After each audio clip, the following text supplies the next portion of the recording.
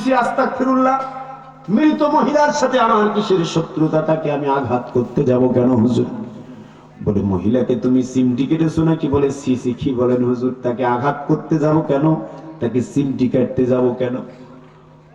বলে ওই মহিলার নামে তুমি এমন কোন কথা বলেছো নাকি জীবিত থাকতে মহিলাটা শুনলে কষ্ট পাইতো, এরকম কোন কথা তুমি এখানে বলেছো নাকি? খেয়াল করে দেখো তো। বলে না হুজুর, বলিনি।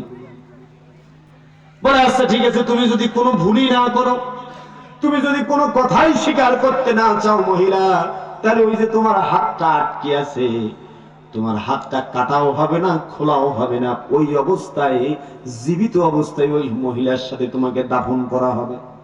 এই কথা শোনার পরে মহিলার মাথা খারাপ হয়ে গেছে। বলছে বাবরে বাপ, বলছে হুজুর থামেন থামেন, একটু খেয়াল করি দেখি। বলছে বাবা খেয়াল কর বাসির চাইলে। এইবার মহিলা অনেকক্ষণ খেয়াল করার পরে বলল হুজুর একটা কথা আমার মনে করে গেছে হুজুর। ইমাম মালিক বলে হ্যাঁ, কুলু পাওয়া গেছে, কও। এইবার মহিলা বলে যে হুজুর আমি যখন এখানে এসেছি, মা বোনেরা মারাত্মক কথা কান লাগিয়ে শোনেন। এই একটা ছোট্ট ঘটনা গোটা জিন্দেগি আপনার চেঞ্জ করে দিতে পারে। আজকের আয়োজন সার্থক হবে।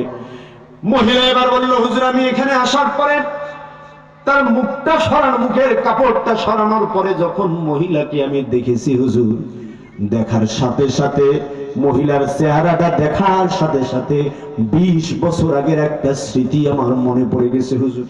বলে কিসের স্মৃতি? বলে 20 বছর আগে মহিলা তখন তরুণী ছিল, কিশোরী ছিল, যুবতী ছিল, খুবই সুন্দরী সুশ্রী মহিলা ছিল হুজুর। এই মহিলাকে আমি একদিন দেখলাম, আমার পাশের গ্রামের মহিলা, যেহেতু আমার বাড়ির পাশে একজন লম্পট চরিত্রের পুরুষ মানুষ আছে, ওই পুরুষ মানুষটার বাড়ির সামনে সন্ধ্যাবেলা একাকিনী এই মহিলাকে আমি দাঁড়ায় থাকতে দেখছিলাম। বলে এর দ্বারা কি প্রমাণ করতে চাও? বলে হুজুর অবশ্যই